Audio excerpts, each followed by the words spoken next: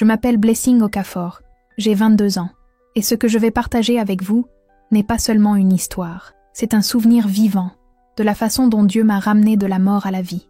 Mais avant tout cela, avant de voir la gloire de Jésus de mes propres yeux et de revenir d'un endroit où personne ne revient, je n'étais qu'une jeune femme parmi tant d'autres, essayant de suivre la foi que j'avais apprise enfant, discrètement, cachée au milieu de l'agitation de Port Harcourt, au Nigeria.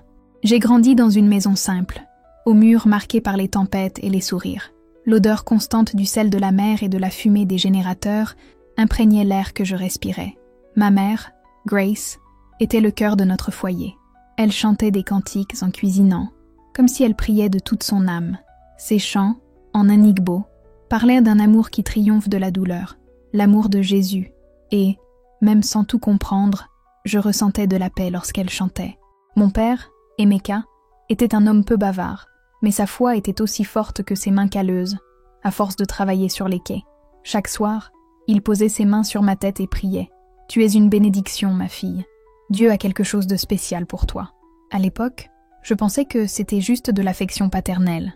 Mais maintenant, je comprends que c'était une promesse qui se formait. Notre famille a toujours été chrétienne.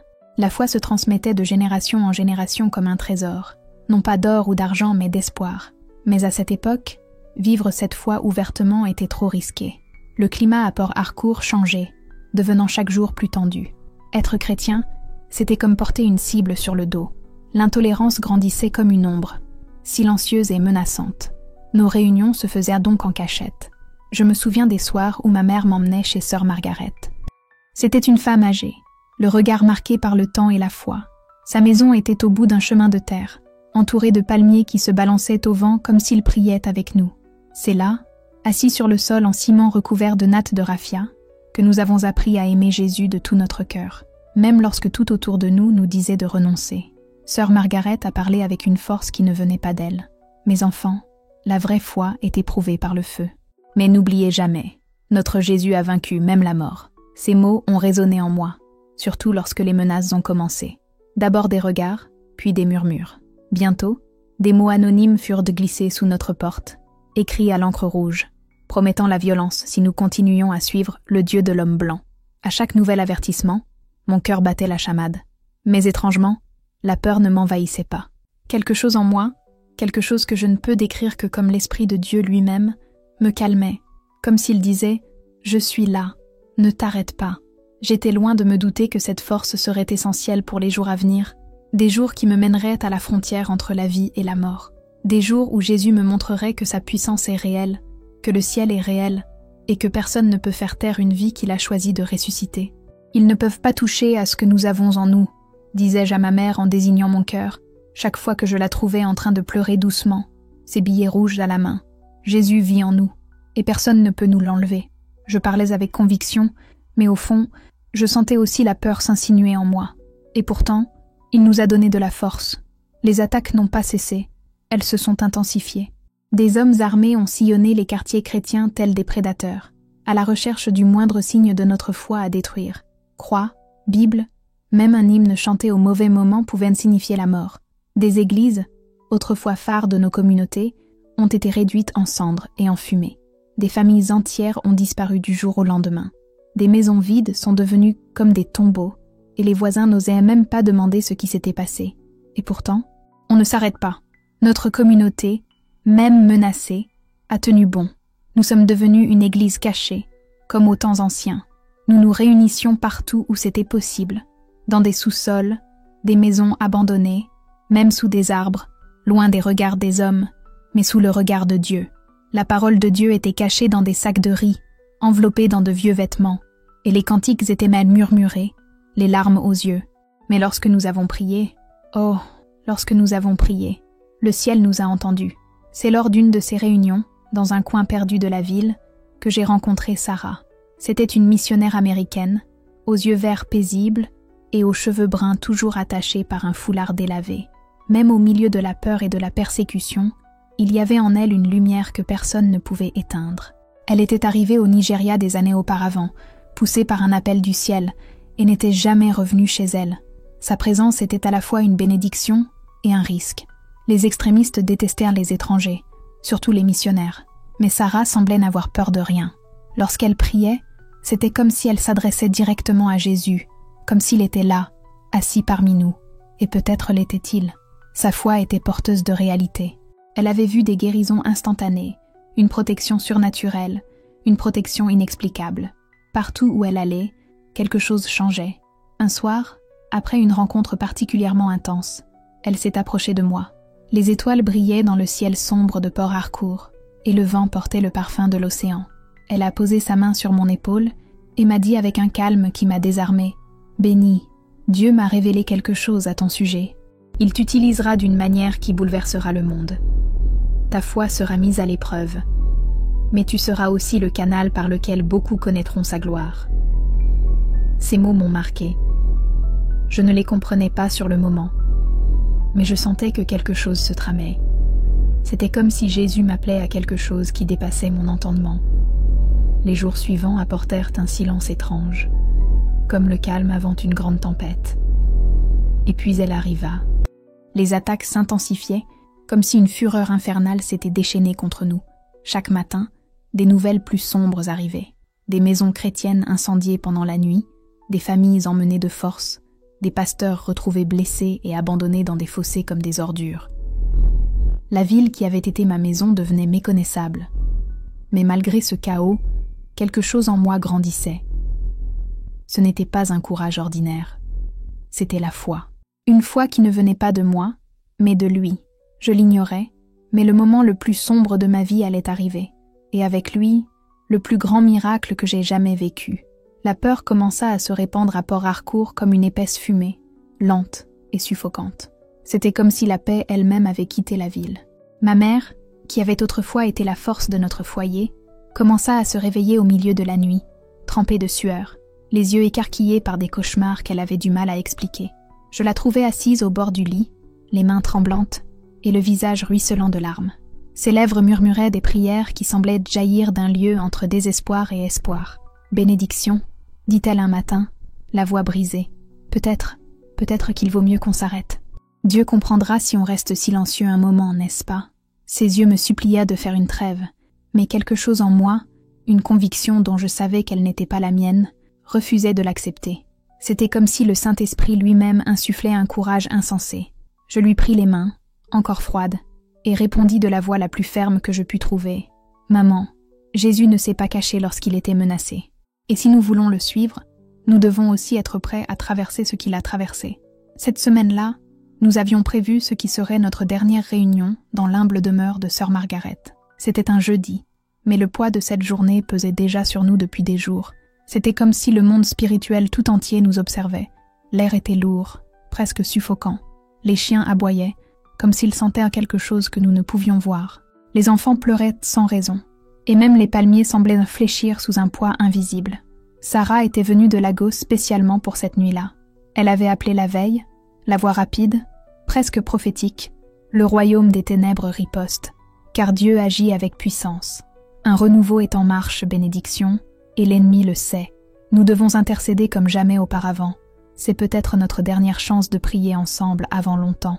Cet après-midi-là, alors que j'aidais ma mère à préparer le gari pour le dîner, j'ai ressenti quelque chose de différent. Ce n'était pas de la peur, ce n'était pas vraiment de la paix non plus.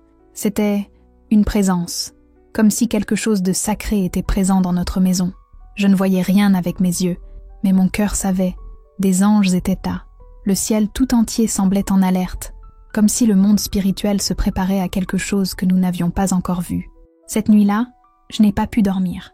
Je me suis allongée, mais mes yeux refusaient de se fermer. J'écoutais la ville comme si elle était vivante, le bourdonnement des générateurs au loin, les aboiements occasionnels des chiens, le bruissement du vent sur les feuilles de bananier. Mais surtout, j'entendais autre chose, un son profond et doux, on aurait dit une prière, comme si les chrétiens de toute la ville priaient en même temps. C'était comme une symphonie invisible s'élevant vers les cieux, et quelque chose en moi savait, Dieu écoutait. Jeudi matin, le ciel était incroyablement clair, et le soleil brillait avec une force inhabituelle, presque symbolique.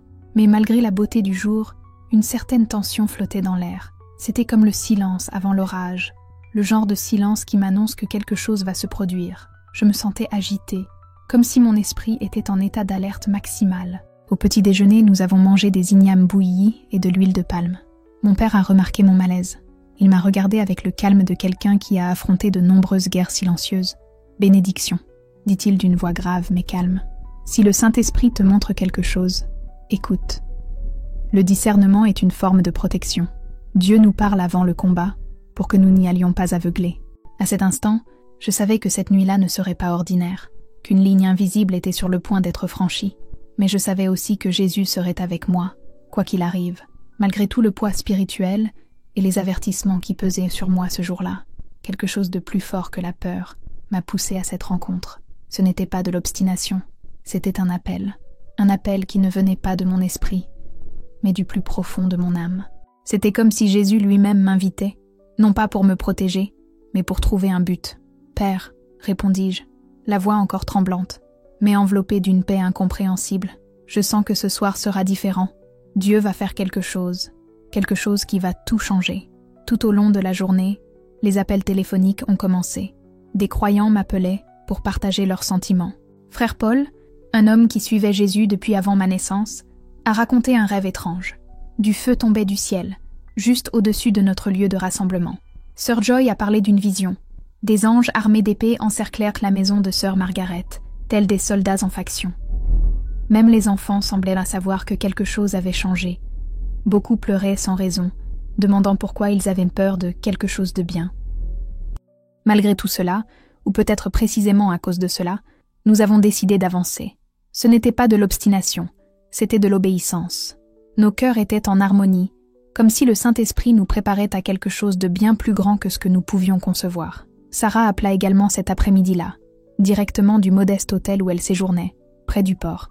Sa voix, toujours ferme, semblait maintenant chargée d'une émotion divine, une urgence sacrée. « Je jeûne depuis 3 jours, dit-elle, et Dieu m'a révélé que ce soir, il manifestera sa gloire d'une manière inédite. Il y aura peut-être du feu, des persécutions, mais il y aura aussi des miracles.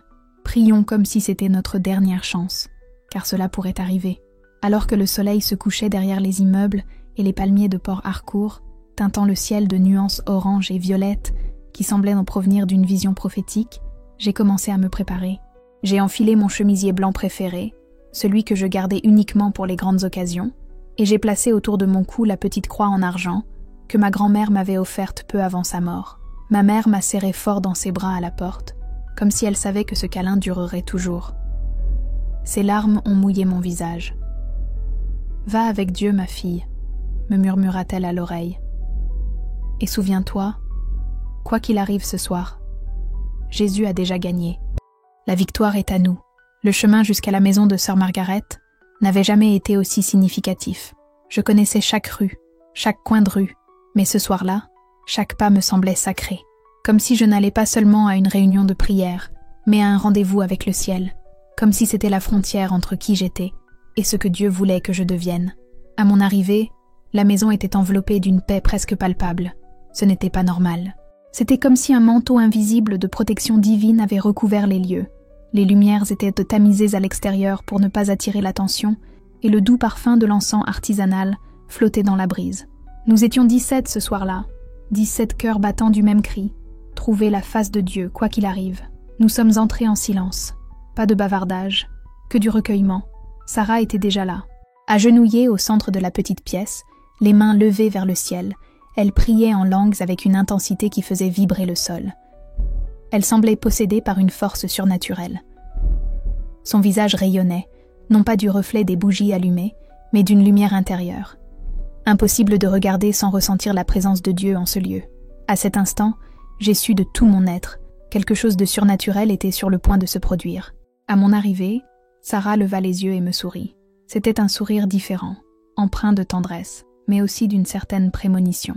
Elle me fit signe d'approcher, et tandis que je m'agenouillais près d'elle, elle murmura « Bénédiction.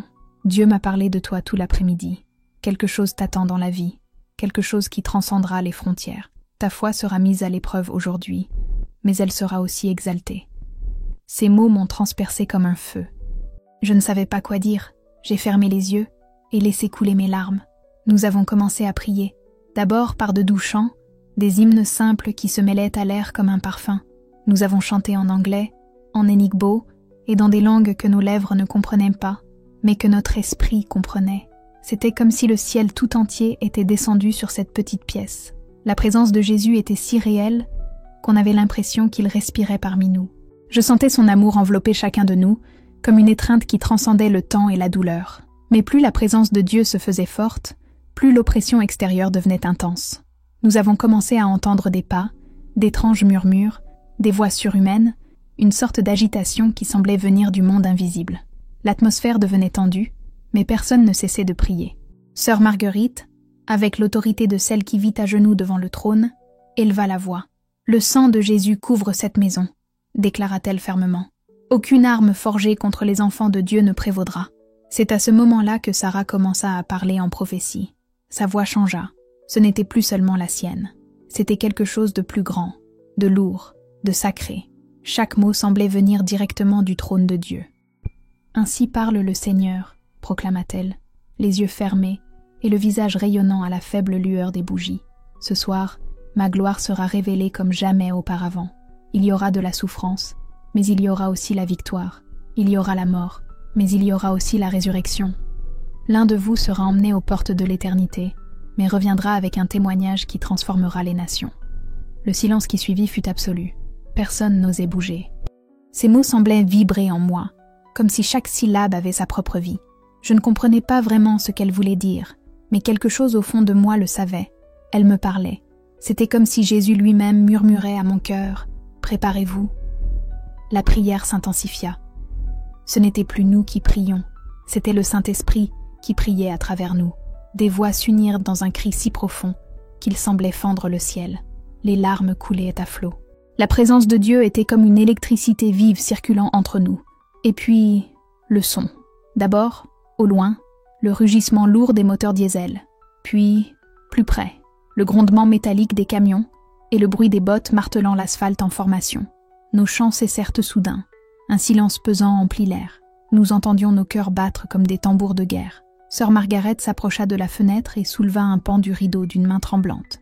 Son visage perdit instantanément toute couleur. « C'est eux », murmura-t-il, presque sans voix. « Ils nous ont trouvés. » Un frisson parcourut le groupe. Certains se mirent à pleurer, d'autres à prier, désespérés. Mais en moi, quelque chose de complètement différent se produisit.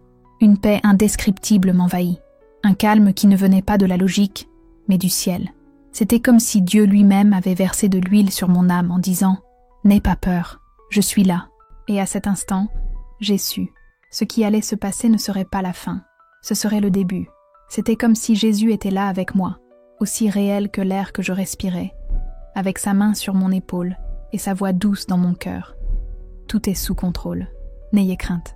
Ce soir, c'est un événement plus grand que vous ne pouvez l'imaginer. La paix que je ressentais était inexplicable. Tandis que la tension montait autour de nous, Sarah se tenait fermement au centre de la pièce. Son visage semblait rayonner de la lumière de la foi. Il n'y avait aucune peur dans ses yeux, seulement de la conviction. « Frères et sœurs », dit-elle avec un calme qui étouffait même les murmures de panique, « si c'est notre nuit de martyr, mourons en adorant. Si c'est notre nuit de libération, alors vivons en proclamant. Mais ce que nous ne pouvons pas faire, c'est nous arrêter maintenant. Dieu ne nous a pas conduits jusqu'ici pour abandonner au moment le plus important. » Et puis, l'explosion. La porte s'arracha de ses gonds, dans un fracas qui fit trembler les murs. Des hommes masqués firent irruption dans la maison comme si l'enfer s'était déchaîné. Leurs voix étaient pleines de fureur, et leurs armes reflétaient la lueur des bougies, telles des lames de jugement. Mais moi, je n'avais pas peur. C'était comme si mon esprit s'était séparé de mon corps, comme si je regardais tout de loin, enveloppé d'une paix qui ne peut venir que du ciel. « Où est le missionnaire ? L'Américain » cria l'un des hommes, la voix étouffée par le masque, mais pleine de haine. Sarah s'avança sans hésitation. Elle se plaça entre les hommes et nous, telle une lionne protégeant son petit. « Me voici », dit-elle d'une voix claire et calme. « Je m'appelle Sarah Michel. Je suis missionnaire de Jésus-Christ. Et avant de faire ce que vous êtes venu faire, écoutez ceci. Le Dieu que je sers a déjà gagné cette bataille. Votre haine ne peut pas ébranler son amour. » C'était comme si ces paroles allumaient une mèche invisible. Le chaos s'ensuivit. Cris, coups, pleurs, rires sadiques. Mes frères et sœurs furent traînés, frappés et blessés, tandis que le sol de la maison se transformait en un champ de douleur. Mais alors, quelque chose d'incroyable se produisit. Au milieu de l'horreur, Frère Paul, celui-là même qui avait rêvé de l'incendie, se mit à chanter. Sa voix faible, brisée par la douleur, s'exprimait pourtant avec force. Jésus est Seigneur, Jésus est Roi. Sœur Joy le suivit, puis une autre sœur, et encore une autre, jusqu'à ce que la pièce entière, même ensanglantée et brisée, se transforme en un autel de culte. C'était comme si le paradis était descendu là, en plein milieu de l'enfer. L'atmosphère changea, non pas à l'œil nu, mais dans l'esprit. C'était comme si chaque lamentation se transformait en encens devant Dieu. Puis il est venu vers moi. L'un des hommes, plus grand que les autres, avait des yeux qui semblaient sans âme. Il y avait quelque chose dans ce regard, quelque chose d'inhumain. « Celle-là est trop jeune », cria-t-il à l'autre avec mépris. « Qu'est-ce qu'on fait d'elle ?»« Comme les autres », répondit froidement l'autre. « Aucun de ces chrétiens ne peut s'en sortir vivant. » J'ai fermé les yeux. Mon corps tremblait, mais mon âme était ferme. J'ai pris une grande inspiration et murmuré « Jésus, je remets mon esprit entre tes mains. Si mon heure est venue, j'irai avec joie. Mais si tu as encore quelque chose pour moi ici, que ta volonté soit faite. » Le coup est venu avant que j'aie fini de prier. C'était comme si une tempête avait éclaté dans mon crâne. La douleur me traversa le corps comme un éclair. Je sentais la chaleur du sang me ruisseler sur le visage et un goût métallique envahir ma bouche. Tout est devenu flou, la douleur, le son, la lumière. Et puis, l'obscurité est venue. Mes jambes ont soudain cédé et j'ai senti mon corps s'effondrer sur le sol froid. L'impact a été si violent que des lumières ont explosé devant mes yeux, telles de minuscules étoiles de douleur. Le bruit autour de moi a commencé à s'estomper et ma conscience s'est évanouie comme l'eau qui coule d'un vase fêlé. La dernière chose que j'ai entendue avant que l'obscurité ne m'enveloppe fut la voix de Sarah, désespérée, mais pleine de foi, qui hurlait « Jésus, protège ta fille, Seigneur !» Et puis, tout est devenu silencieux. Là, sur le sol de la maison de sœur Margaret, j'ai été déclaré mort. L'un des hommes s'est penché, m'a touché le cou et a prononcé une parole froide et impersonnelle, comme s'il marquait simplement une autre victime. Mon corps a ensuite été jeté à l'arrière d'un pick-up avec les autres, qui avaient eux aussi cessé de respirer. Le trajet jusqu'à la morgue était empli d'un vide que je ne ressentais pas. C'était comme si mon corps était là, mais que je n'y étais plus. La morgue était située dans la campagne de Port Harcourt, dans un vieux bâtiment aux murs blancs, taché par le temps et l'humidité. C'était un lieu simple, composé de 3 pièces seulement, un petit bureau, une salle de préparation et une chambre froide où les corps étaient conservés jusqu'à ce que les familles viennent les récupérer. C'est dans cette pièce qu'ils m'ont mis. Pas de cérémonie, pas de prière, pas d'adieu. Mon corps reposait dans un tiroir métallique, à l'intérieur d'un grand congélateur qui bourdonnait sans cesse, tel un monstre endormi. L'air y était glacial, dense, et l'obscurité semblait pesante. Chaque mur recouvert de glace reflétait une absence totale de vie. Mais, bien sûr, je ne respirais plus. Ma peau a commencé à perdre sa couleur. Mes lèvres sont devenues violettes. Ce corps autrefois rempli de rêves n'était plus qu'un numéro parmi tant d'autres. Mais c'est exactement là, à l'endroit où tout semblait s'être terminé, que le miracle a commencé. Car même si mon corps était sans vie, mon esprit n'était pas mort. Et ce qui s'est passé ensuite a complètement bouleversé tout ce que je croyais savoir sur la mort et sur Jésus. La première chose que j'ai ressentie était le froid. Pas un rhume ordinaire, mais un rhume qui semblait venir de l'intérieur. Une glace qui touchait des parties de mon âme dont j'ignorais l'existence. C'était comme si des chaînes invisibles m'entouraient, m'enfermant dans une obscurité qui semblait éternelle. Soudain, j'ai réalisé que je me réveillais. Non pas comme quelqu'un qui sort d'un rêve, mais comme quelqu'un qui reprend conscience, après avoir plongé trop profondément dans un océan sombre. J'ai essayé d'ouvrir les yeux, et j'ai réalisé qu'il n'y avait rien à voir. Pas de lumière, pas de couleur. Juste l'obscurité, une obscurité si dense qu'elle semblait vivante. Le silence était absolu. Aucun bruit de la ville, aucun battement de cœur, pas même le son de ma propre respiration. C'était un silence pesant, presque oppressant, comme si l'air lui-même s'était arrêté. Et pourtant, je pouvais penser. J'entendais mes pensées avec une clarté indescriptible. C'était comme si mon esprit était le seul son dans tout ce vide. J'étais conscient, mais elle n'était pas en vie. Et à ce moment-là, j'ai commencé à comprendre ce que signifie l'expression « La Bible dit qu'il existe des réalités au-delà de ce que les yeux humains peuvent voir ». C'est là, entre le silence et l'obscurité, que quelque chose a commencé à changer. J'ai essayé de bouger un doigt, un bras, n'importe quoi, mais rien ne réagissait. C'était comme si mon corps était devenu du plomb, lourd, immobile, distant. Mes bras semblaient collés au sol, mes jambes inexistantes. J'étais prisonnier de moi-même, pleinement conscient, mais incapable de bouger. Vivant, et pourtant, pas vivant. La panique commença à m'envahir, telle une vague sur le point de m'engloutir. Mais soudain, un souvenir traversa ma peur. Je savais ce qui s'était passé. Je savais où j'étais. Et curieusement, cela m'apporta un calme étrange, presque sacré. Alors voilà, me suis-je dit, je suis mort pour Jésus. Je n'éprouvais aucune tristesse. Au contraire, une paix sereine m'enveloppait, accompagnée d'un sentiment d'honneur indescriptible. J'avais toujours entendu parler de martyrs, des hommes et des femmes qui avaient tout donné pour l'amour du Christ. Maintenant, j'étais l'un d'eux. Une petite histoire dans la grande histoire de Dieu. Mais ensuite, quelque chose a changé. Dans ce silence absolu, j'ai commencé à ressentir quelque chose, une présence.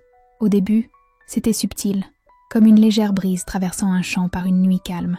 Puis, c'est devenu plus fort, plus réel, jusqu'à ce que je ne puisse plus le nier. Je n'étais pas seule dans cet endroit. Bénédiction. La voix semblait venir de toutes les directions à la fois. Elle n'est pas entrée par mes oreilles. Elle a pénétré mon âme. Et quand je l'ai entendue, je l'ai reconnue immédiatement. Non pas parce que je l'avais déjà entendue, mais parce qu'elle portait en elle le son de chaque prière que j'avais dite, de chaque cantique que j'avais chanté, de chaque larme qui avait coulé de mes yeux au petit matin où j'avais cherché Dieu. « Jésus » murmurai-je. Cette fois, j'entendis ma propre voix résonner, claire et ferme, perçant l'obscurité. Et tandis que je prononçais son nom, l'obscurité commença à se dissiper. Pas d'un coup, mais lentement, comme si le rideau se levait sur une aube nouvelle. Mais ce qui est venu en premier, ce n'était pas la lumière, c'était la couleur. Des couleurs inexistantes sur terre, des teintes indescriptibles, car elles n'étaient pas seulement vues, mais ressenties. Chaque couleur semblait véhiculer une émotion, une louange, un fragment d'adoration vivante. C'était comme si l'air qui m'entourait était fait d'amour pur. Et puis, je l'ai vu. Jésus se tenait devant moi, mais il ne ressemblait à aucune des images que j'avais en tête. Il n'y avait ni couronne d'or, ni robe scintillante.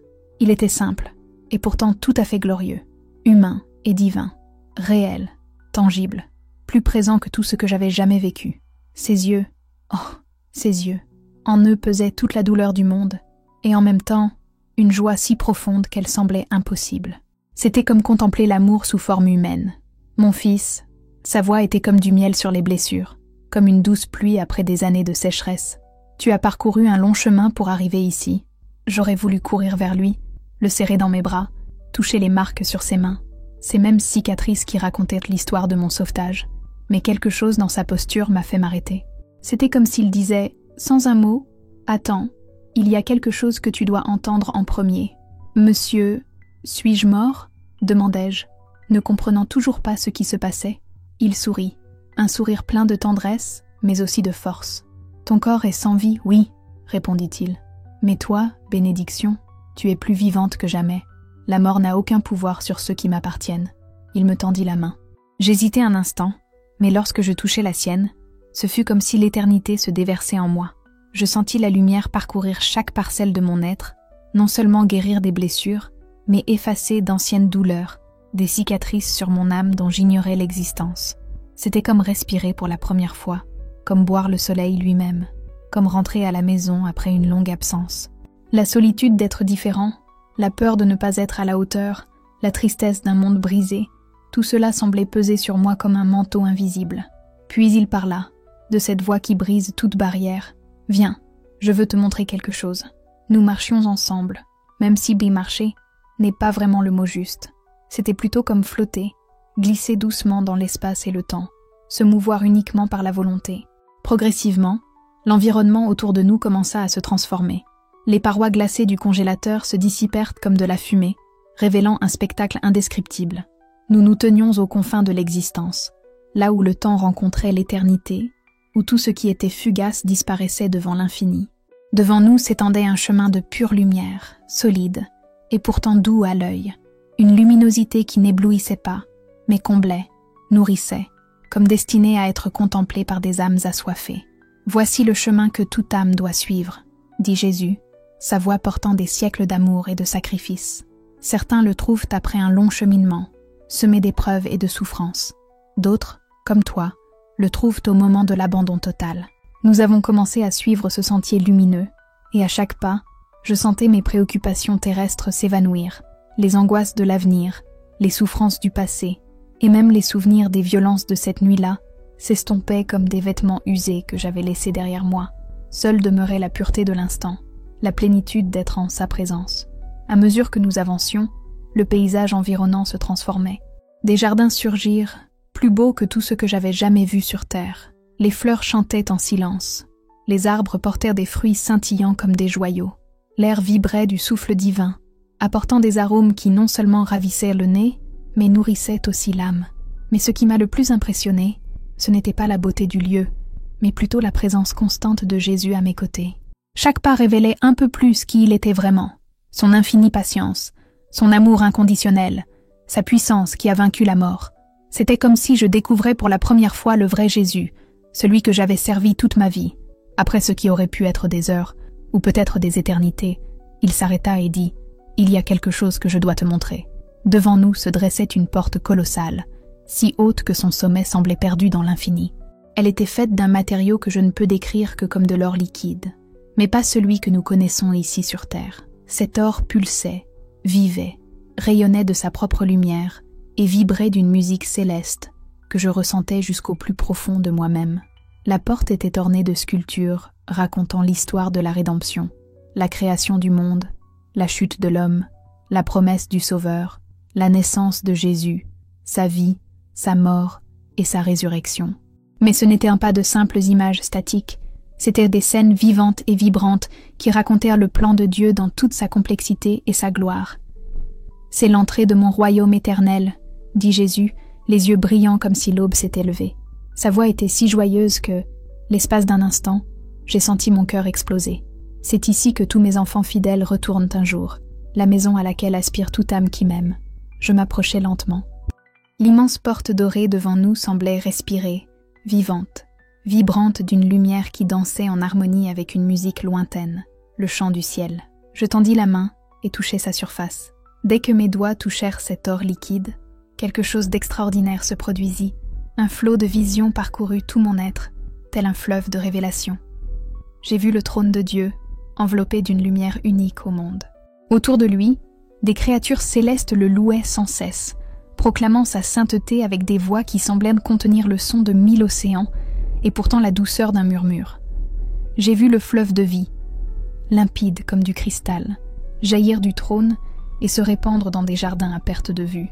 J'ai vu des multitudes, des gens de toutes langues, races et nations, adorer Dieu en parfaite unité, d'une seule voix. C'était la communion parfaite, l'amour à l'état pur. Et puis j'ai vu quelque chose qui m'a fait pleurer. J'ai vu ma place là-bas, une petite maison au bord de cette rivière, entourée des fleurs que j'aimais sur terre, hibiscus, jasmin et petites marguerites dansant au vent. J'ai vu ma grand-mère m'attendre les bras ouverts, le visage illuminé d'un sourire que je n'ai jamais oublié. J'ai vu des frères et sœurs que je n'avais jamais rencontrés, mais qui semblaient me connaître depuis toujours. « C'est magnifique », murmurai-je, sentant des larmes chaudes couler sur mon visage. « C'est d'une beauté incroyable », répondit Jésus en me touchant doucement l'épaule. « C'est à toi. Tout cela t'attend, bénédiction. Ta foi a été mise à l'épreuve, et elle est restée fidèle. Tu peux entrer maintenant si tu le souhaites. » L'espace d'un instant, tout mon être se pencha vers cette porte. La paix qui s'en dégageait m'appelait, douce et irrésistible. Ni douleur, ni larmes, ni lutte, seulement l'amour éternel. Je sentais le ciel m'attirer, comme si mon esprit tout entier aspirait à fusionner avec cette lumière. Mais ensuite, il parla à nouveau, et ses paroles changèrent tout. Pas encore. Je me suis retournée vers lui, perplexe. Il a souri, et ce sourire était comme le lever du soleil après la nuit la plus noire. Pas encore, ma fille. Ton heure viendra, mais pas maintenant. J'ai un but pour toi sur terre, une mission que toi seul peux accomplir. Tandis qu'il parlait, de nouvelles visions ont commencé à se dévoiler à moi. J'ai vu mon corps à la morgue. J'ai vu le moment où j'allais rouvrir les yeux, l'étonnement des gens autour de moi. J'ai vu des foules se rassembler pour entendre ce que j'avais fait. J'ai vu des cœurs être guéris, des vies restaurées, des jeunes abandonner leur vie à Jésus après avoir entendu mon témoignage. « Ta mort n'a pas été vaine », dit-il fermement, « mais ton retour sera encore plus puissant. Tu reviendras en ambassadeur de mon royaume, quelqu'un qui a vu ma gloire, qui connaît la réalité de l'éternité. » J'ai regardé à nouveau la porte dorée. Une partie de moi voulait la franchir, demeurer dans cette demeure parfaite.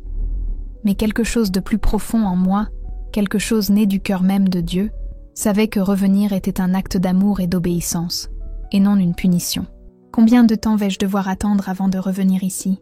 demandai-je, la voix étranglée par un mélange de désir et de révérence. « Le temps sur terre n'est qu'un souffle comparé à l'éternité, » répondit-il. « Mais lorsque ta mission sera accomplie, lorsque le but pour lequel je t'ai envoyé sera accompli, cette porte t'attendra, et toute la joie que tu as connue sera à toi pour toujours. » Il prit mes mains dans les siennes. Une chaleur indescriptible m'envahit. C'était à la fois amour, puissance, paix et vie. « Bénédiction, » dit-il en me regardant droit dans les yeux. « Je te renvoie. Mais tu n'es plus la même jeune femme qui est entrée à cette réunion de prière. Maintenant, tu es mon témoin. Tu reviendras portant ma présence en toi. » Et à cet instant, j'ai senti la lumière autour de moi s'intensifier, jusqu'à ce que tout ce qui existe soit l'amour de Jésus m'enveloppant complètement. « Tu porteras en toi le parfum du ciel, » dit Jésus, sa voix semblant m'envelopper complètement. « Tu porteras l'autorité de celui qui s'est tenu devant moi. Le monde sentira en toi le parfum de l'éternité. » « Mais comment vais-je revenir ?» demandai-je avec hésitation. Mon corps est sans vie, figé dans un congélateur. Il sourit, un sourire qui semblait contenir la puissance même de la création. « As-tu oublié qui je suis ?» répondit-il doucement et fermement. « Je suis la résurrection et la vie. Quiconque croit en moi, même s'il meurt, vivra. Ton retour sera un signe pour cette génération, la preuve que je suis toujours le même, hier, aujourd'hui et pour toujours. » Nous avons commencé à reprendre le chemin de la lumière, mais cette fois, quelque chose était différent. Je sentais mon esprit se renforcer, comme enveloppé d'une armure invisible de foi, d'espoir et d'amour. Chaque pas aux côtés de Jésus me préparait à l'impossible, revenir à la vie. « À ton réveil, » dit-il doucement, « 3 jours se seront écoulés. Ton corps sera sans vie depuis 72 heures. Ce n'est pas une coïncidence. C'est le reflet de ce que j'ai moi-même vécu. C'est l'écho de ma résurrection. Est-ce que je ressentirai de la douleur à mon retour ?» demandai-je, un peu effrayée. « Et mes blessures ?»« Non, » répondit-il, les yeux emplis de tendresse. « Ton corps sera complètement rétabli. Il ne restera aucune cicatrice. Tu reviendras, témoin vivant de ma puissance guérisseuse et vivifiante. » Alors que nous approchions du terme de ce chemin glorieux, un mélange d'émotions m'envahit. Une partie de moi était impatiente de partager tout ce que j'avais vu, de dire au monde que Jésus est réel, que le paradis existe et que l'amour triomphe même de la mort. Mais une autre partie était attristée de quitter ce lieu de paix absolue. Il a deviné mes pensées avant même que je ne parle. « N'aie pas peur, bénédiction, » m'a dit Jésus avec une tendresse indescriptible. « Tu ne seras jamais seule. Même si tu ne me vois plus comme maintenant, je serai avec toi. Où que tu ailles, ma présence t'accompagnera. Ma paix te soutiendra. Ma joie sera ta force. » Il s'arrêta un instant, juste à la frontière entre le temps éternel et le temps terrestre. Je sentais l'attrait du monde physique qui me rappelait, un appel subtil mais irrésistible, comme le vent qui ramène les feuilles à la terre. « Y a-t-il autre chose que je dois savoir ?» ai-je demandé, craignant que nos échanges ne s'arrêtent. « Souviens-toi, » répondit-il, tandis que sa voix commençait à résonner doucement. « La mort n'a aucun pouvoir sur ceux qui m'appartiennent. Proclame-le sans crainte. Ton témoignage ouvrira les cœurs et dissipera les ténèbres. » La lumière autour de nous commença à tourbillonner, m'enveloppant complètement, comme enveloppée d'un cocon de pure gloire. La présence de Jésus commença à s'éloigner, et non son amour, car il restait gravé dans mon âme comme une marque éternelle. « Je t'aime, bénédiction », furent ses derniers mots. « Va raconter au monde ce que tu as vu. » Puis tout fut empli d'une lumière si intense que je cessai de parler. C'était comme traverser des couches de réalité, traverser le voile entre le ciel et la terre. Je sentis le poids du monde matériel se refermer sur moi, et soudain le son revint, un bourdonnement constant, bas et familier. Petit à petit, j'ai compris ce que c'était, le bruit du générateur de la morgue. La vie revenait, puis vint le froid, mais cette fois, c'était différent. Ce n'était plus le silence profond et glacial que j'avais ressenti avant de rencontrer Jésus. C'était le froid physique, réel et mordant, le froid d'un congélateur industriel. Il semblait pénétrer ma peau et toucher mes os, comme si 1000 aiguilles glacées me transpercèrent le corps à la fois. Mes yeux s'ouvrirent lentement, lourds, collés par la glace qui s'était formée sur mes cils ces 3 derniers jours. L'obscurité était totale. Aucune lumière, aucun bruit, juste le bourdonnement constant de la machine et l'air glacé qui m'entourait. Mais quelque chose en moi était différent. Cette obscurité ne m'effrayait plus. J'avais vu la vraie lumière, et après avoir affronté l'éclat du Christ lui-même, aucune ombre sur terre ne pouvait plus m'intimider. J'essayai de bouger mes doigts, et, à ma grande surprise, ils répondirent, lentement, en tremblant. Mais ils répondirent. Je sentis le sang se remettre à circuler, chaud et épais, redonnant couleur et mouvement à ce qui avait été déclaré mort. C'était comme si chaque cellule se réveillait d'un profond sommeil, réactivée par une énergie venue tout droit du ciel. Puis j'entendis une voix que je connaissais bien. De l'autre côté de la porte métallique, une prière résonna en anglais, étouffée par les larmes mais pleine de foi. C'était Sarah. « Jésus, dit-elle, le cœur rempli de joie, s'il reste une chance, si, dans ton infinie miséricorde, tu veux accomplir l'impossible, touche la bénédiction maintenant. Je sais que 3 jours se sont écoulés, je sais qu'il est trop tard pour tout médecin, mais tu es le Dieu sans limite. » Sa voix tremblait, mais sa foi était ferme, telle une ancre dans la tempête. Je sentais son amour transpercer le métal froid, et avec lui, la présence vivante de Dieu.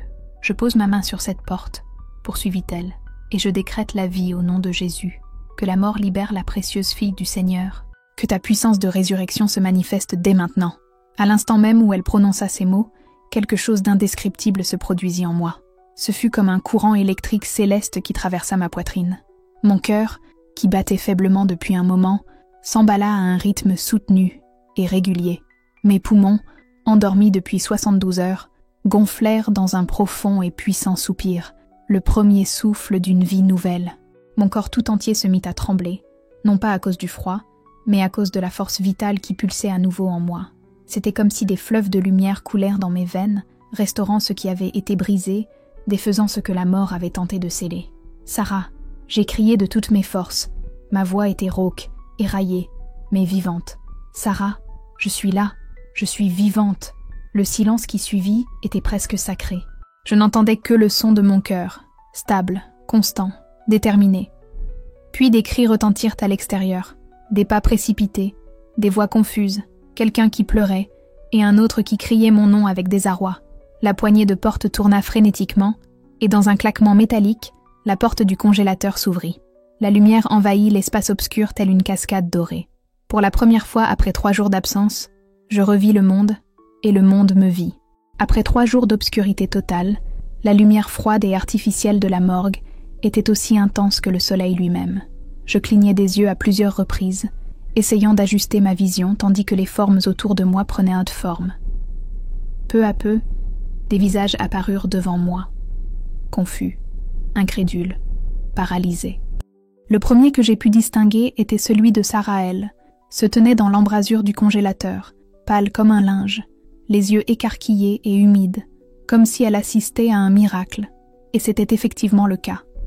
Ses mains tremblaient lorsqu'elle les porta à sa bouche, étouffant un sanglot. « Bénédiction », murmura-t-il, presque sans voix. « C'est vraiment toi ?»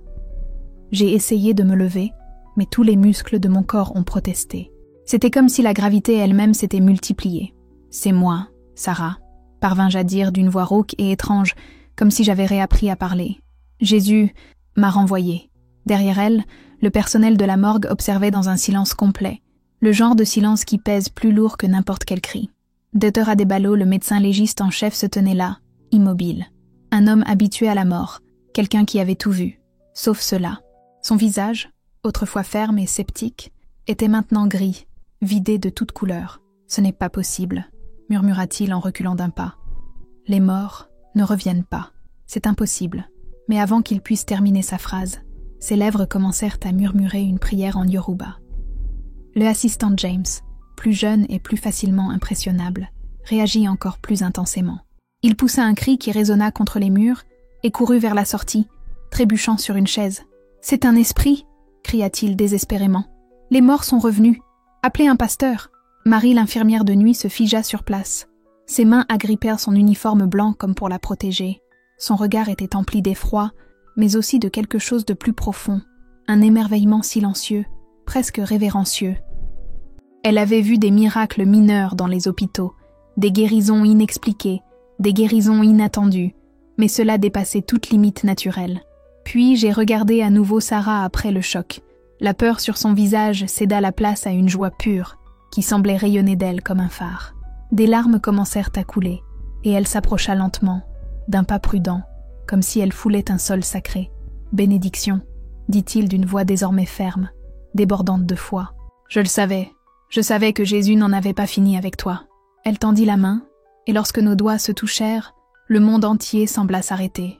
Aucun mot n'était nécessaire, juste le son de nos sanglots mêlés. Elle pleurait de joie, moi, de gratitude et de nostalgie, gratitude d'être en vie et nostalgie de la gloire que j'avais laissée derrière moi. À cet instant, j'ai compris que le paradis n'était pas loin. Il était venu avec moi. Sarah, j'ai crié, ma voix devenant plus forte à chaque mot. Je dois te dire ce que j'ai vu. Je dois dire au monde entier ce que Jésus m'a montré. Pendant que je parlais, le docteur Adébaloïl s'approcha lentement, essayant toujours de trouver un équilibre entre la raison et ce que ses yeux voyaient. Il tenait un stéthoscope, les mains visiblement tremblantes. Un instant, il hésita, comme si me toucher défiait les lois de la nature. Puis, finalement, il plaça l'instrument contre ma poitrine. Le battement de mon cœur résonna dans le silence de la pièce, fort et rythmé, vivant. Il ferma les yeux, prit une profonde inspiration et murmura « 72 heures. Son corps est resté ici pendant 72 heures. Aucun signe vital, aucune respiration, aucune activité cérébrale. Je l'ai confirmé moi-même. » Sa voix commença à se briser. « C'est un miracle. » Je l'ai regardé directement et j'ai ajouté « C'est la puissance de Jésus qui se manifeste, docteur. » Ainsi, le monde sait qu'il est toujours le même. Hier, aujourd'hui et pour toujours. Bientôt, la nouvelle se répandit dans les couloirs de l'hôpital. Médecins, infirmières et personnels soignants abandonnèrent leurs occupations pour voir de leurs propres yeux la femme revenue à la vie. Certains étaient venus par curiosité scientifique, d'autres par conviction. Mais personne ne quittait la pièce comme il y était entré. Bientôt le docteur Hassan, le directeur de l'hôpital. Un homme connu pour son scepticisme rigoureux, du genre à ne croire que ce qu'il peut mesurer et prouver. Il a amené une équipe complète pour m'examiner. Pendant des heures, ils ont tout testé. Cœur, cerveau, réflexes, température, signes de traumatisme. Finalement, le silence dans la pièce en dit plus long que n'importe quel rapport. Le médecin a regardé les papiers, puis moi, et a finalement admis, selon tous les critères médicaux, cette femme devrait être morte. Mais la voilà, vivante. Et, étonnamment, en parfaite santé. Il n'y a aucune explication scientifique possible à cela. Avant que le silence ne reprenne le dessus, Sarah s'avança. Elle le regarda avec une sérénité pleine de foi et dit « Docteur, tout ce qui est réel ne peut être mesuré par des instruments humains. Ce que vous avez vu aujourd'hui est la puissance du Dieu vivant. Cette nuit-là, pendant que je restais en observation, Sarah est restée avec moi. Nous avons prié ensemble comme jamais auparavant. Larmes, rires, gratitude. Je lui ai tout raconté. La rencontre avec Jésus, la porte dorée, la beauté indescriptible du ciel et ses paroles. Pas encore, résonnant dans mon esprit. Sarah m'a regardé avec des yeux larmoyants, mais pleins de conviction. « Bénédiction », dit-il en souriant. « Dieu utilisera votre témoignage pour toucher des multitudes. Ce n'est pas seulement votre histoire, c'est celle de Jésus se révélant à notre génération. » Plus tard, seule dans ma chambre, j'ai regardé par la fenêtre les lumières de Port Harcourt. Je sentais le poids de l'appel que Jésus avait placé sur moi, mais aussi une paix profonde, la même que j'avais ressentie lorsqu'il m'accompagnait sur ce chemin de lumière. Je n'étais pas simplement revenue de la mort, j'étais revenue avec un but. En quelques heures, l'impossible s'est répandu dans la ville comme une traînée de poudre. L'hôpital était envahi de journalistes, de chefs religieux, de curieux, et même de sceptiques qui voulaient me voir. Certains étaient venus avec des doutes, d'autres avec la foi. Mais chaque personne qui partait emportait avec elle quelque chose qu'aucun argument ne pouvait nier. La certitude que Jésus-Christ est toujours vivant, puissant et actif, aujourd'hui encore. Mon rétablissement fut aussi extraordinaire que le miracle de ma résurrection. Les médecins s'attendaient à trouver des séquelles, lésions cérébrales dues au manque d'oxygène, atrophie musculaire due à l'immobilité, voire des plaies gelées dues au séjour dans ce congélateur. Mais, à la surprise générale, rien de tout cela n'a été constaté. Au contraire, tous les scanners ont montré que mon corps était en meilleure santé qu'avant l'attaque. Les coupures, les ecchymoses et les fractures avaient tout simplement disparu, ne laissant aucune cicatrice. C'était comme si chaque cellule avait été recréée par des mains divines. Le docteur Hassan, cherchant encore à comprendre l'inexplicable, secoua la tête en examinant les résultats pour la 3e fois. « C'est comme si on vous avait reconstruit de zéro », murmura-t-il. « Chaque organe, chaque système, tout fonctionne parfaitement. En 30 ans de médecine, je n'ai jamais rien vu de tel.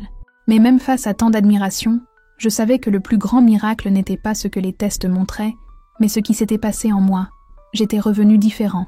Je portais une autorité qui ne venait ni de titre ni d'expérience, mais du simple fait d'avoir été devant Jésus. En priant pour les malades à l'hôpital, des personnes ont commencé à être guéries. En partageant mon expérience, des cœurs auparavant endurcis se sont brisés. La puissance que j'avais ressentie au ciel se répandait maintenant en moi sur terre. Une semaine plus tard, Sarah a organisé la première réunion publique pour que je puisse partager mon témoignage. Nous avons choisi une petite église clandestine à la périphérie de Port Harcourt où les chrétiens persécutés se réunissaient en secret pour prier. Le lieu était simple, murs de béton, toit en tôle et vieux bancs en bois. Mais ce soir-là, on avait l'impression que le ciel lui-même était descendu sur la salle. Plus de 200 personnes se sont entassées dans un espace prévu pour 70 personnes. Elles sont venues de partout, certaines ayant voyagé pendant des heures, simplement pour entendre ce que Dieu avait accompli. Il y avait des croyants en quête d'encouragement, des musulmans curieux et même des sceptiques déterminés à prouver que tout cela n'était qu'une invention. Quand je me suis approchée pour parler, un silence sacré a rempli la pièce. Je sentais la présence de Jésus, aussi réelle que lorsqu'il marchait avec moi sur le chemin de lumière. J'ai pris une grande inspiration et j'ai commencé. Frères et sœurs, je suis revenue d'entre les morts pour vous dire que Jésus reste le même, hier, aujourd'hui et pour toujours. J'ai vu son visage, je me suis tenue en sa présence, j'ai frappé à la porte de son royaume éternel, et je suis ici pour affirmer, tout ce que la Bible dit de lui est vrai. Les mots semblaient venir de l'Esprit lui-même. J'ai raconté la persécution, l'attaque qui m'a coûté la vie, les 3 jours de silence au congélateur et le moment où Jésus m'a dit pas encore. J'ai parlé du ciel, de la lumière, de la paix qui surpasse toute compréhension humaine.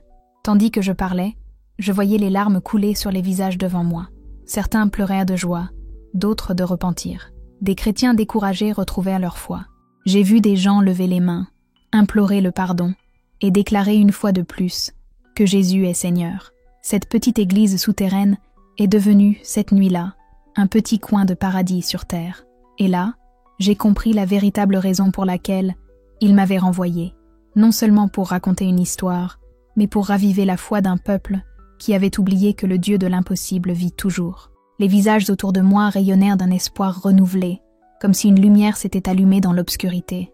C'était la preuve vivante que pour ceux qui croient en Christ, même la mort n'est pas une limite.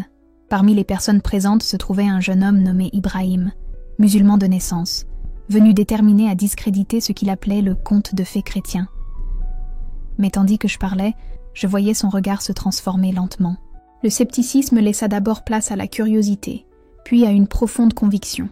Tard dans la soirée, Ibrahim s'approcha, les yeux embués de larmes. « Mademoiselle Blessing », dit-il d'une voix brisée, « j'ai été musulman toute ma vie, mais je n'ai jamais entendu parler d'Allah faisant une chose pareille. Je veux rencontrer ce Jésus qui a vaincu la mort. » Cette nuit-là, Ibrahim a donné sa vie au Christ et est devenu le premier parmi tant d'autres à suivre Jésus après avoir entendu mon témoignage. Son changement a été si radical qu'en peu de temps, il est devenu l'un des missionnaires les plus dévoués de notre région, apportant la parole de Dieu dans des lieux où personne n'avait osé aller auparavant. Mais tout le monde n'a pas accueilli mon histoire avec enthousiasme. Les extrémistes qui nous ont attaqués cette nuit fatidique étaient furieux d'apprendre que j'étais en vie. Des rumeurs de résurrection se sont répandues, et pour eux, mon témoignage était un affront, la preuve vivante que le Dieu chrétien avait pouvoir sur la vie et la mort. Les menaces ont commencé à revenir, plus directes et plus dangereuses qu'auparavant. Des messages anonymes sont arrivés, promettant qu'ils feraient tout leur possible pour mettre fin à ma vie, pour s'assurer qu'il n'y aurait pas de résurrection cette fois-ci. Mais, curieusement, ces menaces ne me terrifiaient plus. J'avais déjà affronté la mort, et je l'avais surmontée. Que pouvait-il faire que je n'ai pas surmonté? Sarah, toujours inquiète, nous a suggéré de quitter le pays, ou du moins de trouver un endroit plus sûr pour poursuivre notre travail. Mais je savais que Jésus ne m'avait pas renvoyé pour me cacher. Il m'avait envoyé pour être une lumière dans les ténèbres, pour proclamer sa victoire là où la bataille avait été livrée. Ma mission est ici, ai-je dit à Sarah un après-midi, alors que nous préparions nos prochaines réunions. Jésus m'a révélé que je rencontrerais de l'opposition, mais il m'a aussi assuré que je ne serais jamais seule, que sa présence m'accompagnerait à chaque étape du chemin. Depuis, nous avons organisé des réunions dans des maisons, des cliniques improvisées, partout où nous pouvions rassembler ceux qui avaient besoin d'entendre parler du pouvoir transformateur de la résurrection. À chaque réunion, Des miracles se sont produits, des cœurs se sont abandonnés et des vies ont été transformées à jamais. Une nuit que je n'oublierai jamais fut passée chez Madame Adaï, une veuve chrétienne qui avait perdu son mari dans une agression similaire à celle que j'ai vécue. Sa maison devint un refuge pour les chrétiens persécutés, un lieu où une profonde douleur commença à se guérir grâce à l'amour et à la foi. Cette nuit-là, une jeune femme nommée Kioma était présente. Son mari avait été kidnappé par des extrémistes 3 mois plus tôt et elle était sans nouvelles de lui depuis. L'angoisse de l'attente la consumait jour après jour, telle une ombre menaçant d'anéantir tout espoir. Les yeux de Kioma étaient cernés par des nuits blanches et son visage reflétait toute l'inquiétude qu'elle portait en elle. En partageant mon témoignage, j'ai remarqué que les paroles de Jésus sur le « pas encore » semblaient lui parler directement. Après la réunion, elle s'est approchée de moi, le visage baigné de larmes. D'une voix tremblante, elle m'a dit « Bénédiction, si Jésus a pu me ramener d'entre les morts, penses-tu qu'il peut aussi ramener mon mari ?» Je lui tenais tendrement les mains, ressentant la tristesse qui débordait de son âme. « Ma sœur, ai-je répondu, le même Jésus qui m'a dit « pas encore » quand je voulais rester au ciel, est le même qui sait exactement où se trouve ton mari. Prions ensemble et demandons-lui de faire sa volonté. Nous avons prié pendant plus d'1 heure, et à chaque mot, je sentais la présence de Jésus grandir parmi nous. À la fin, Kioma a levé les yeux, et, pour la première fois depuis des mois, un sourire serein a illuminé son visage. « J'ai l'impression qu'il revient », dit-elle, avec une paix qui semblait venir du ciel. Je ne sais ni quand, ni comment, mais Jésus m'a donné l'assurance que tout ira bien. 2 semaines plus tard, nous avons reçu la nouvelle qui a tout changé. Le mari de Kioma avait été libéré avec d'autres prisonniers lors d'une opération de sauvetage. Lorsqu'ils ont été réunis, il a dit avoir ressenti une présence protectrice tout au long de sa captivité, surtout ces 2 dernières semaines, précisément au moment où nous avions prié. Des histoires comme celle-ci sont devenues fréquentes à mesure que notre ministère prenait de l'ampleur. Des personnes arrivaient le cœur brisé, le corps affaibli et les familles brisées, et repartèrent avec un espoir renouvelé, des guérisons miraculeuses et des relations restaurées, non pas par ma puissance, mais par l'autorité que Jésus m'a accordée en étant en sa présence. Mais avec cette croissance, l'opposition s'est également accrue. Les attaques contre les chrétiens de Port Harcourt sont devenues plus fréquentes, ciblant en particulier ceux qui assistaient à nos réunions. Certains ont été kidnappés, d'autres ont perdu leur emploi ou ont été chassés de chez eux par leurs proches craignant des représailles. Par une de ces nuits difficiles, alors que je priais dans ma petite chambre louée, Jésus m'a parlé à nouveau. Ce n'était pas une vision aussi dramatique que celle que j'avais eue après la résurrection, mais sa voix dans mon cœur était claire et réconfortante. « Bénédiction, l'opposition à laquelle tu fais face est un signe que tu accomplis exactement le but pour lequel je t'ai envoyé. L'ennemi n'attaque que ceux qui représentent une réelle menace pour le royaume des ténèbres. » Ces mots m'ont redonné courage. Le lendemain, j'ai annoncé que nous organiserions notre plus grand rassemblement à ce jour, à l'endroit même où j'ai perdu la vie, chez Sœur Margaret. La nouvelle de cette rencontre particulière s'est rapidement répandue dans toute la région.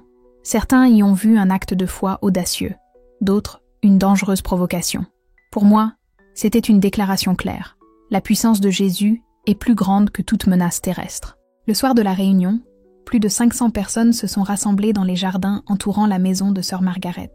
Les gens sont venus non seulement de Port Harcourt, mais aussi des États voisins. Certains ont voyagé pendant des heures, d'autres pendant des jours, émus par les histoires qu'ils avaient entendues, celle de la femme morte et revenue à la vie grâce à la puissance de Jésus. Alors que je m'apprêtais à parler, j'ai ressenti la même présence glorieuse qui m'avait enveloppée lors de ma rencontre avec le Seigneur. C'était comme si le ciel tout entier était descendu sur ce jardin, transformant un simple lopin de terre en terre sacrée. J'ai pris une profonde inspiration et j'ai commencé à parler avec une conviction qui ne venait pas de moi, mais directement du trône de Dieu. Frères et sœurs, nous sommes dans un lieu saint. Ici, où j'ai perdu la vie pour Jésus, il m'a montré que sa puissance est plus grande que la mort elle-même. Ces mots semblaient résonner dans l'âme de chaque personne présente. J'ai donc commencé à raconter non seulement mon histoire, mais aussi celle de tous ceux qui avaient été touchés depuis ce jour. J'ai parlé de Kioma et du retour miraculeux de son mari, d'Ibrahim et de sa transformation radicale, ainsi que des guérisons et des délivrances dont nous avions été témoins ces dernières semaines. Le message que Jésus m'a envoyé proclamer est simple, ai-je déclaré en levant les yeux vers le ciel étoilé, qui semblait écouter attentivement. Il demeure le même hier, aujourd'hui et pour toujours. Sa puissance n'a pas changé, Son amour n'a pas diminué. Sa promesse est toujours valable pour tous ceux qui croient. Cette nuit-là, plus d'une centaine de personnes ont donné leur vie au Christ. Hommes et femmes de confessions différentes, musulmans, traditionalistes, et même certains se disant athées, ont été submergés par une présence si réelle qu'il était impossible de la nier. Le Saint-Esprit était là, transformant les cœurs et écrivant de nouvelles histoires de foi. C'était comme si la même puissance qui était descendue sur les disciples à la Pentecôte avait visité ce jardin de Port Harcourt. 6 mois se sont écoulés depuis ma résurrection, et je continue de servir dans les églises clandestines de la ville. Ma vie est loin d'être facile. Les menaces continuent de pleuvoir, la persécution s'intensifie et, parfois, je ressens le poids d'une épreuve que peu de gens peuvent comprendre. Mais même dans les jours les plus sombres, je sens la présence de Jésus à mes côtés, fidèle, constante, réconfortante. Il tient ses promesses. Ta paix me soutient, ta joie me donne de la force. Et chaque fois que je partage mon témoignage, je vois à nouveau la puissance du ciel envahir la terre. Des vies sont restaurées, des cœurs guéris, et des personnes qui avaient perdu tout espoir trouvent un nouveau départ en Christ. Bien des nuits, tandis que je prie en silence, mon esprit revient à cette porte dorée que j'ai vue au ciel. Je la vois si clairement que je sens presque la lumière qui en émane. Une partie de moi aspire encore à ce lieu de gloire parfaite, mais je sais que mon heure viendra lorsque j'aurai accompli tout ce que le Seigneur m'a confié ici. En attendant, je suis son ambassadeur. J'ai été envoyé apporter le parfum du ciel à un monde assoiffé d'espoir. Je suis la preuve vivante que Jésus accomplit encore des miracles, que la mort n'a pas le dernier mot et que l'amour de Dieu est plus fort que toute force. Je m'appelle Blessing Okafor. J'ai 22 ans et je suis revenue d'entre les morts pour vous dire que Jésus est et sera toujours le chemin, la vérité et la vie. Voici mon histoire, voici mon témoignage. Et c'est pourquoi je vis chaque jour avec un but éternel. Chaque matin au réveil, je murmure une simple prière. Merci Jésus, pour le privilège d'être ton témoin. Utilise-moi aujourd'hui pour toucher une autre vie avec ton amour.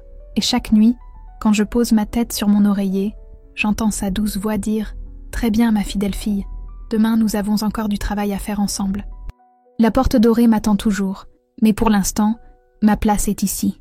Proclamer au monde que Jésus vit, que sa puissance reste la même, et que pour ceux qui croient, la mort n'est pas la fin, mais le début d'une aventure éternelle avec lui.